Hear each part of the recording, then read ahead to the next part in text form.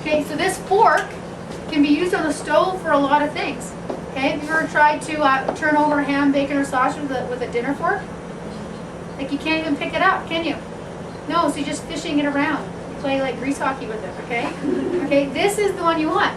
Super sharp tines. They're actually flared. They look like a fish hook. So you can pick it up, and then when you flip it over, you don't scratch the pan because the tines don't, they're flared upwards, right? So French toast, another good example. Pick the corner and turn it over. Stir fry vegetables, right? Or serving meat at a table. It's really nice for that. Remember how, like, well, you actually didn't get a chance, we didn't talk about this yet, but the handle, you notice how there's no rivets? How they made this is they put like a hole in the steel, and then they electronically heat induce this. They melt the steel right into the resin. And then the resin melts all around the hole of the steel, and they pressure test these all randomly. They do it to a 100-pound pull test. The reason they didn't put rivets is that when you're carving a turkey or a roast and you're like this, if the rivets were in here, the heat would go from the steel into your hand and it would get really warm. And this way it doesn't get warm at all when you hold onto the handle. Okay, so don't worry about it. It's not going to break, it's not going to fall out, but it's made that way so that it doesn't transmit heat into your hand. Okay, so it's good for a small carving set. It's good for pickles and olives and cherries and stuff. It's great for that. But it's a fork that most people, when they first look at it, like, oh, I don't know if I need it. Then they get it and they use it all the time. Okay. Okay. Next page. Butcher knife. Okay, the butcher knife. This is a win one, so write win. Okay. And underneath butcher knife, write set protector. Okay, the set protector.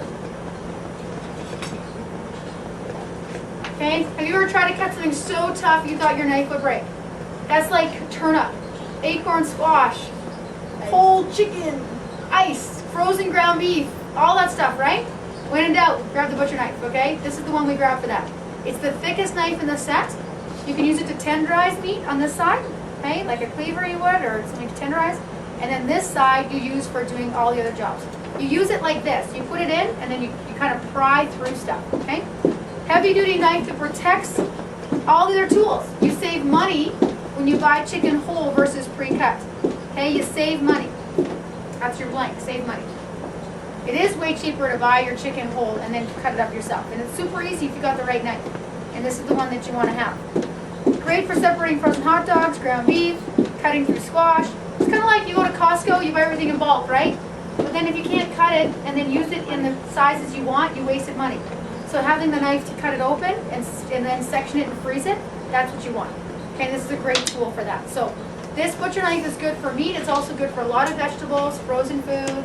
Okay, and it protects your other knives, because if you're trying to pry open frozen hamburger meat with the paring trimmer, you'd like break it. Or this one, it snapped right in half. Okay, you want to have the right size knife. Plus, you probably get hurt when you do it that way. Okay, next two, we got the French chef and we got the petite chef. So what you need to write down, the side where it says French chef, you need to write 9¼ inches. That's how long the French chef is. The petite chef is 7½ inches. You can win the petite chef, okay? And I call the petite chef the big sissy of the set. And I'll tell you why.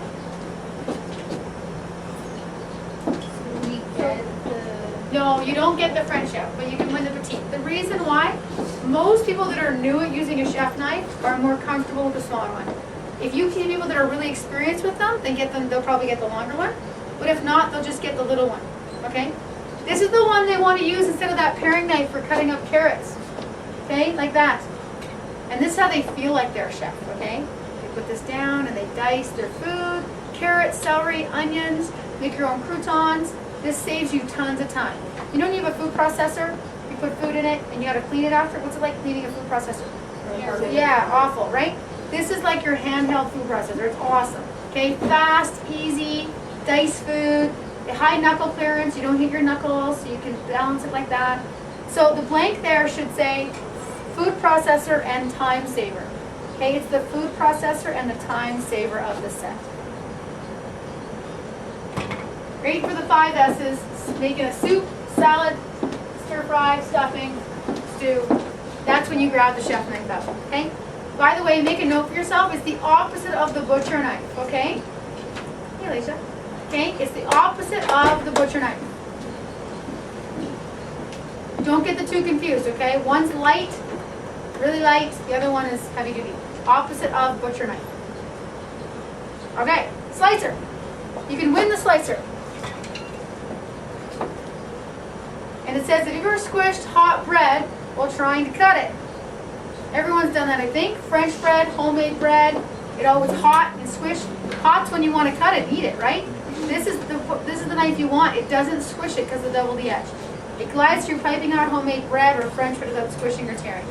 It's the longest double the edge in the set. You get straight even slices instead of the wedge effect. Okay, the wedge effect. So the wedge effect is, you guys ever taken homemade bread or sourdough loaves and cut it? And you cut it down, right? Yeah, and it goes like this. So then you try to make up for it. And then you go like that. And then you gotta go like that. And your piece of bread are like this, right? Or a bagel. You're like, oh, I'm doing such a good job. And then you cut it and it's like half of it's like this. And then you gotta squish the other half in the toaster, right? If you have a really long knife, you're not gonna worry about that because you can see the other side, right? You're gonna get through. This is awesome for watermelon too.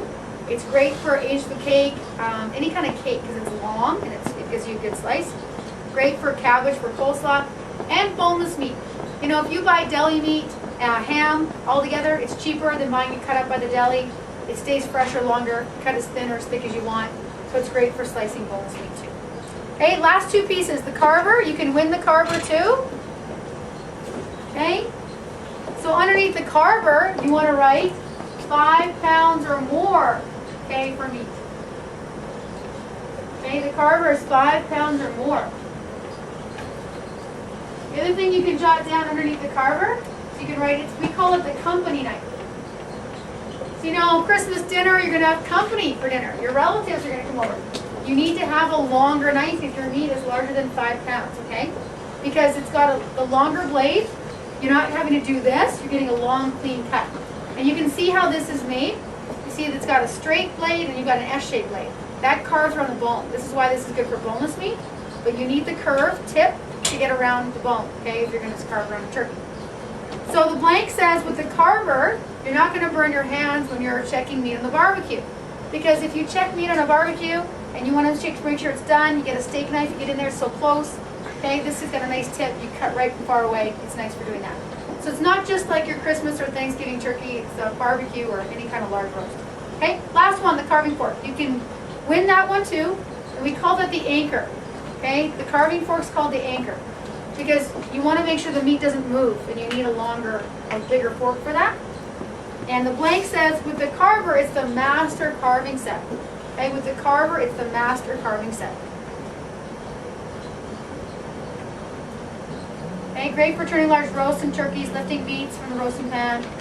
Okay. What's the line block off the bottom there? Yeah, that one, I know, it's really hard to read that. And it should say, turning large roasts, lifting meats from roasting pan, holding meats while carving. It's just, actually, it's a typo. It should just say while carving and serving at the table. So it allows you to serve your meat right there, carve it right at the table, not in the kitchen. You don't have the electric knife that just totally annihilated your turkey, okay? You've got one that cuts really clean. You didn't make a big mess. So you can do it right at the table. Okay? Now, we have one more page to do, guys, but what we're going to do, just because I want to make sure that I cover this other section for you, is we're going to cover the last page here. We're going to do that one tomorrow. First thing, okay? Tomorrow, we're going to do this last page. All we have left to do is the table knife, the kitchen tools, and the block. And then we're going to do that tomorrow. Okay? Great. Okay, so what we're going to do now is I'm going to get you guys to go to page 35. And I'm going to have Jeff Fry is going to do just a little review. Last time you're going to hear from him today of the pay. Then we're going to jot some things down on that page on the pay section.